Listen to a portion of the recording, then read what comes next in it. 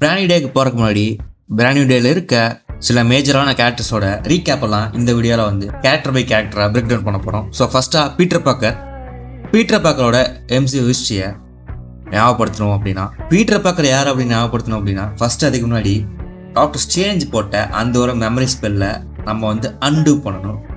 அப்போ தான் வந்து பீட்டர் பாக்கரோட மெமரியை நம்மளால் வந்து ரீகேப் பண்ண முடியும். ஸோ நம்ம இப்போ வந்து அந்த ஒரு மெமரி ஸ்பெல்லை அன்டூ பண்ணியாச்சு. ஸோ எல்லாத்துக்குமே பீட்டர் பாக்கர் ஞாபகம் வந்திருக்குமே.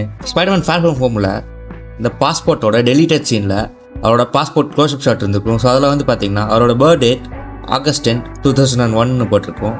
ஸோ அதாவது இந்த 9/11 ட்ராஜிக் இன்சிடென்ட்டுக்கு ஒரு மாதத்துக்கு முன்னாடி நிறைய ஃபேன்ஸ் எல்லாருமே வந்து நினைக்கிறது என்னென்னா, அந்த 9/11 இன்சிடென்ட்டில் தான் பீட்டர் பாக்கரோட பேரண்ட்ஸ் வந்து இறந்துட்டாங்க அப்படின்னு. ஸோ அதனால தான் அவர் வந்து அங்கிள் பென் கூடயும் ஆன்மே கூடயும் தனியாக வாழ்ந்துட்டு இருக்காரு அப்படிங்கிற மாதிரி நினச்சிட்டு இருக்காங்க. ஸோ August 10 அப்படிங்கிற அந்த ஒரு டேட்டை ஃபிக்ஸ் பண்ணதுக்கு அது மட்டும் ரீசன் இல்லை. அது மட்டும் இல்லாமல் ஸ்பைடர்மேனோட first comical issue Amazing Fantasy 15 இதே டேட்டில் தான் வந்து ரிலீஸ் ஆச்சு. ஸோ அது மட்டும் இல்லாமல் அந்த காமிக்கில் இருக்க அந்த ஒரு கவர் பேஜையும் இந்த ஒரு மூவியில் வந்து ரீக்ரியேட் பண்ண போகிறாரு. பட் ஆனால் டெக்னிக்கலி MCUவில் பீட்டர் பாக்கரோட ஃபர்ஸ்ட் அப்பியரன்ஸ் வந்து அயன்மேன் 2ல் பீட்டர் பாக்கரோட ஆர்ஜின் வந்து கரெக்டாக இந்த இடத்துல தான்.